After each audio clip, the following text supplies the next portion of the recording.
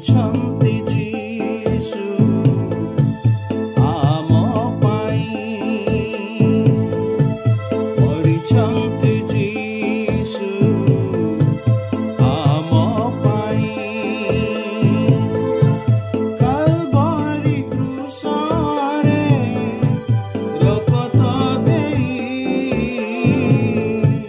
ମୋର ପାଇଁ ଆଉ ତୁମରି ପାଇଁ, ମୋର ପାଇଁ ଆଉ ତୁମରି ପାଇଁ। ମରିଛନ୍ତି ଯୀଶୁ ଆମ ପାଇଁ। প্রিয় শ্রোতা বন্ধু, প্রভু শ্রীখ্ରୀষ্টଙ୍କ মহৎ ନାମରେ ଆପଣଙ୍କୁ ଶୁଭେଚ୍ଛା। ପବିତ୍ର ବାଇବଲର ଗୀତ ସଂହିତା ପୁସ୍ତକ 32 ଗୀତର 6 ପଦରେ ଆମେ ଏହିପରି ପାଠ କରୁ। ଏଥିପାଇଁ ତୁମ୍ଭର ଉଦ୍ଦେଶ୍ୟ ପାଇପାରିବା ସମୟରେ ପ୍ରତ୍ୟେକ ସଦ୍ଭକ୍ତ ଲୋକ ତୁମ୍ଭ ନିକଟରେ ପ୍ରାର୍ଥନା କରୁ। ନିଶ୍ଚୟ ମହାଜଳରାଶି ଉଛୁଳିବା ସମୟରେ ତାହା ନିକଟକୁ ଆସିବ ନାହିଁ। ନୋହଙ୍କ ସମୟରେ ପୃଥିବୀ ପୃଷ୍ଠରେ ମନୁଷ୍ୟର ଦୃଷ୍ଟତା ଅତିଶୟ ବୃଦ୍ଧି ପାଇଥିଲା। ଈଶ୍ୱର ଦେଖିଲେ ଯେ ମନୁଷ୍ୟର ଅନ୍ତଃକରଣର ଭାବନାର ପ୍ରତ୍ୟେକ କଳ୍ପନା ଅବିରତ ମନ୍ଦ ମାତ୍ର। ତେଣୁ ଈଶ୍ୱର ଆପଣା ମନରେ ଶୋକିତ ହେଲେ। ଈଶ୍ୱର ମନ୍ଦକୁ କଦାପି ସହ୍ୟ କରିପାରନ୍ତି ନାହିଁ।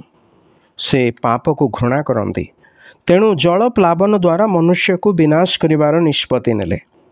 ଈଶ୍ୱରଙ୍କ କ୍ରୋଧ ଯେପରି ଭୟାନକ, ସେହିପରି ସେ ଅତି କୋମଳ ଓ ଦୟାଳୁ ମଧ୍ୟ ଅଟନ୍ତି। କାରଣ ସେ ଧାର୍ମିକ ଓ ନ୍ୟାୟବାନ ଅଟନ୍ତି। ତେଣୁ ସେ ମନୁଷ୍ୟକୁ ଅନୁତାପ କରି ପରିତ୍ରାଣ ପାଇବାର ସୁଯୋଗ ଦିଅନ୍ତି। ଏକ ବଡ଼ ଜାହାଜ ନିର୍ମାଣ କରିବାକୁ ଈଶ୍ୱର ନୋହଙ୍କୁ ଆଜ୍ଞା ଦେଲେ। ପ୍ରାୟ 120 ବର୍ଷ ସମୟ ଈଶ୍ୱର ଦେଲେ। ନୋହ ଜାହାଜ ନିର୍ମାଣ କଲାବେଳେ ଆଗାମୀ ଜଳ ପ୍ଲାବନର ସତର୍କବାଣୀ ଲୋକମାନଙ୍କୁ ଦେଉଥିଲେ। ତଥାପି ଲୋକମାନେ ତାହାଙ୍କ କଥା ବିଶ୍ୱାସ କଲେ ନାହିଁ। ବାକ୍ୟ କହେ, ସେହିଦିନ ପର୍ଯ୍ୟନ୍ତ ଲୋକମାନେ ଭୋଜନ ପାନ ବିବାହ ଆଦିରେ ଲିପ୍ତ ଥିଲେ, ଯେତେବେଳେ ଜଳ ପ୍ଲାବନ ଆସି ସେମାନଙ୍କୁ ବିନଷ୍ଟ ନ କଲା। ଜାହାଜର ଦ୍ୱାର ଖୋଲା ଥିବା ସମୟରେ ପ୍ରବେଶ କରିବାକୁ ଲୋକମାନେ ମନା କଲେ। ଶେଷରେ କେବଳ ନୋହଙ୍କ ପରିବାର ତଥା ଜାହାଜରେ ଥିବା ଜୀବଜନ୍ତୁ ଈଶ୍ୱରଙ୍କ ପ୍ରେରିତ ଜଳ ପ୍ଲାବନରୁ ରକ୍ଷା ପାଇଲେ।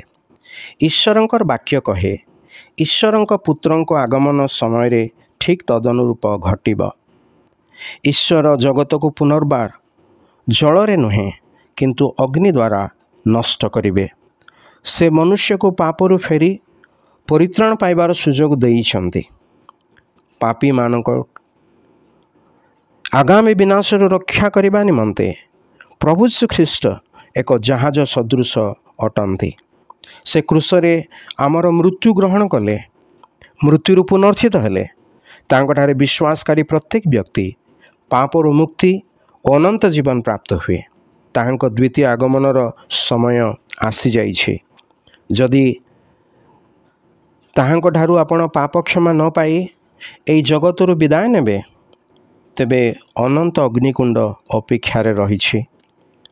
ହିତୋପଦେଶରେ ଜ୍ଞାନୀ ସଲୋମନ କହନ୍ତି, ତୁମ୍ଭେ କାଲିର ବିଷୟରେ ଦର୍ପ କଥା କୁହ ନାହିଁ, ଯେହେତୁ ଏକ ଦିନ କ'ଣ ଉତ୍ପାଦନ କରିବ ତାହା ତୁମ୍ଭକୁ ଜଣା ନାହିଁ।